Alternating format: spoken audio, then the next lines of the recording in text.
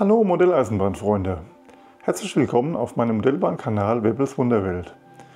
Heute möchte ich euch im Update für den Monat Mai zeigen, was sich beim Baufortschritt getan hat, was Neues hinzugekommen ist und am Schluss noch einige Fahrszenen auf der Anlage.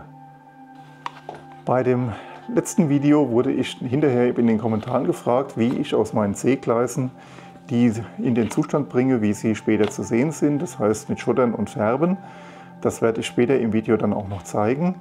Doch zunächst habe ich für den Baufortschritt im Bereich des Hauptbahnhofes die Untergründe, die beim letzten Mal gezeigt wurden, eingefärbt, dann die Gebäude wieder aufgestellt, diese auch farblich etwas nachgebessert und anschließend noch einen Gleisübergang von der Firma Noch verbaut, damit die Mitarbeiter des Stellwerkes besser auf die andere Seite der Gleise kommen. Das Ganze, auch das Gleis Schottern, dann zeige ich nachher im Video noch auch im Zeitraffer-Modus, damit das Video nicht ganz so lang wird. Damit die Mitarbeiter des Stellwerkes sicher über die Gleise kommen, habe ich auf der linken Bahnhofsseite einen Gleisübergang für die Gleise 1 bis 3 geplant. Um diesen zu bauen, habe ich mir zwei Lasercut-Bausätze von Noch mit der Artikelnummer 14304 gekauft. Zunächst habe ich das Element für zwischen die Schienen herausgetrennt. Noch empfiehlt für die Pugos des Märklin-Gleises das Element in 3 Streifen zu zerschneiden und den mittleren Streifen in kurze Stücke für zwischen die Pugos zu schneiden. Ich habe einen anderen Weg gewählt. Zunächst habe ich das Element in der späteren Position auf die Pugos aufgelegt und dann mit leichtem Druck von oben angedrückt. Auf der Rückseite lassen sich jetzt die Positionen der Pugos erkennen. Diese habe ich dann mit einem kleinen Bohrer von Hand aufgebohrt. Dabei sollte das Element auf einem weichen Untergrund aufliegen, damit die Bohrungen nicht ausfransen. Zum Schluss die Bohrungen noch entgraten und das Element ist einbaufertig.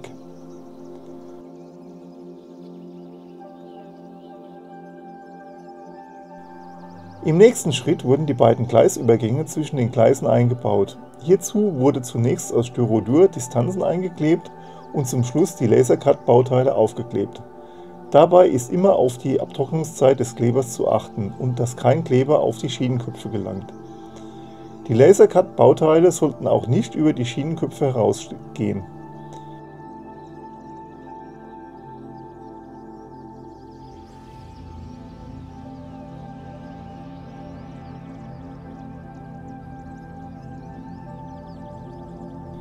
Da die großen Teile etwas zu klein waren, wurde aus einem weiteren Teil passende schmale Streifen geschnitten.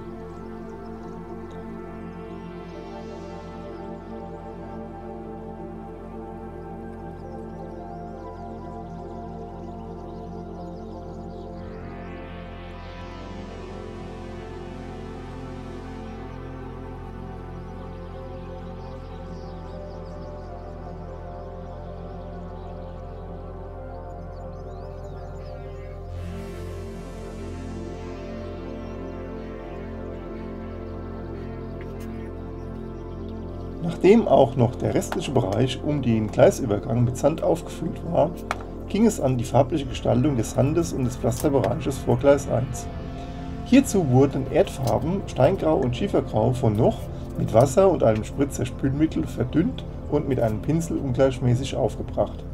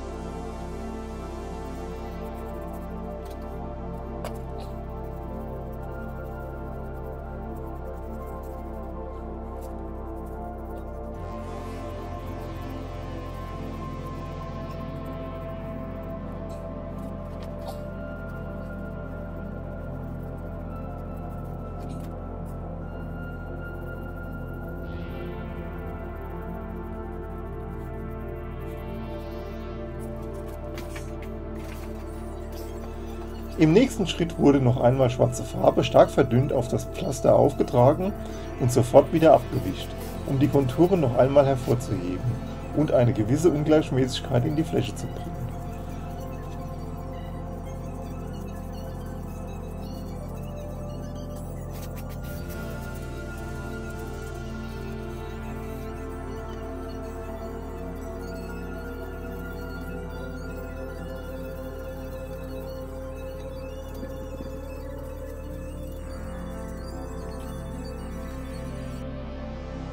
Wie schon bei der Begrüßung erwähnt, möchte ich hier zeigen, wie ich meine C-Gleise bearbeite, um diese besser aussehen zu lassen. Um vom ursprünglichen C-Gleis zu diesem Endzustand zu kommen, sind mehrere Schritte notwendig.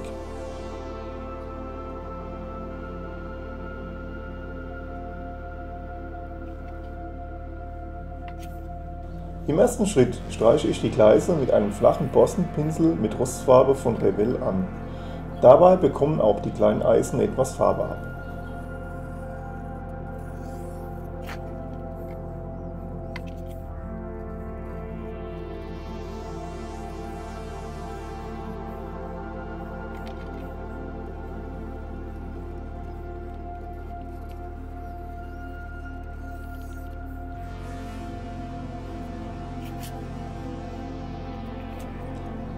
Nach dem leichten Antrocknen der Farbe werden die Schienenköpfe gereinigt. Hierzu verwende ich Abfallholz vom Bau der Anlage. Auf keinen Fall sollten hierzu Schleifpapier oder Metall verwendet werden, um eine Beschädigung der Schienenköpfe zu vermeiden.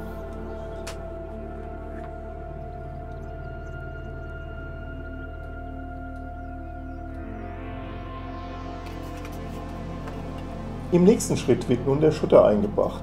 Dazu streue ich mir Schotter, ich verwende C-Glas-Schotter von Faller, zwischen den Schienen und auf die Böschung. Diesen verteile ich dann gleichmäßig mit einem Naturhaarpinsel. Dabei ist auf eine geschlossene Fläche zu achten.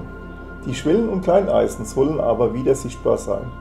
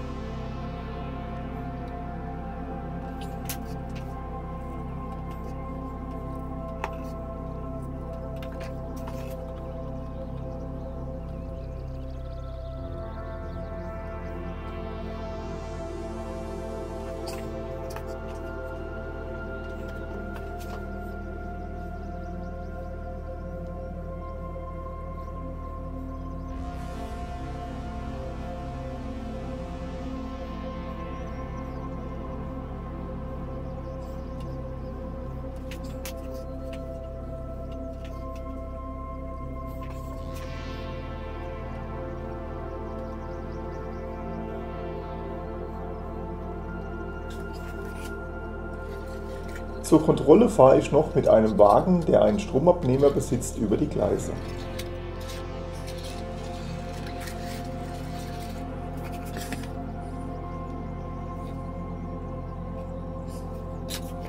Nach der letzten Endkontrolle kann der Schotter dann befestigt werden. Dazu wird der Schotter mit einem Sprühnebel aus Wasser mit einem Tropfen Spülmittel angefeuchtet.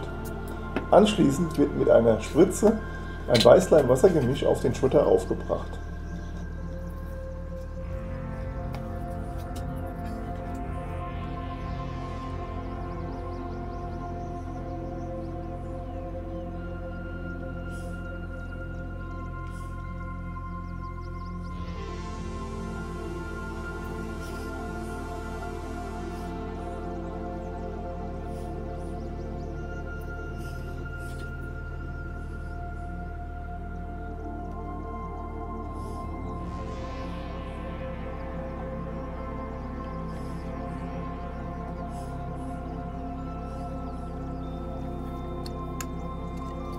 Wenn der Kleber ausreichend ausgetrocknet ist, wird entlang der Schienen der Schotter noch mit Pulverfarbe etwas eingefärbt. Ich verwende hierzu eine Mischung aus Rost und Schwarz. Dieses wird mit einem kleinen Borstenpinsel verteilt und in den Schotter eingearbeitet.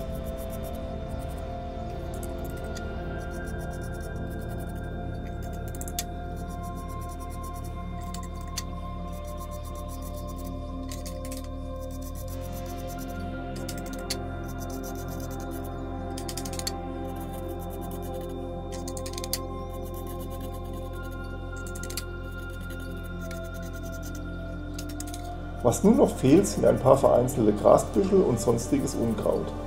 In der Epoche 3 wurde dies aber noch relativ oft von der Bahn wieder entfernt und die Strecke sauber gehalten.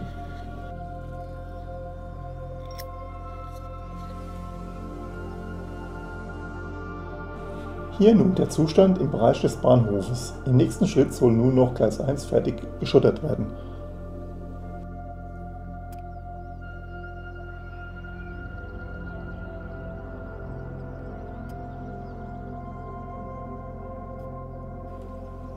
Als Neuheiten sind bei mir eingetroffen die Baureihe 18323 und eine Dampflokomotive der schwedischen Staatsbahn SJ, die F1200, und weiterhin kam noch hinzu das dritte Wagenpaket zur Baureihe V100.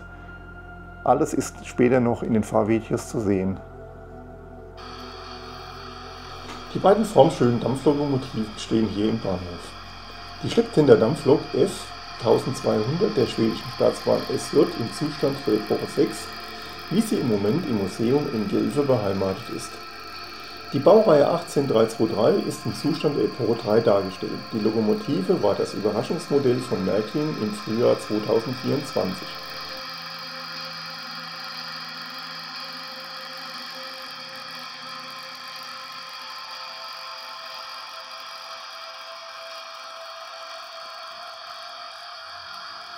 Der Zug für die V100.20 ist jetzt komplett. Der Zug besteht aus 3 Personenwagenpaaren. Das zuletzt gelieferte Personenwagenpaar mit der Artikelnummer 43175 befindet sich am Ende des Zuges. Die Schlepptender Dampflokomotive 18323 ist in dem Zustand umgesetzt, wie sie im Bundesbahnversuchsamt in Minden als Versuchslok genutzt wurde.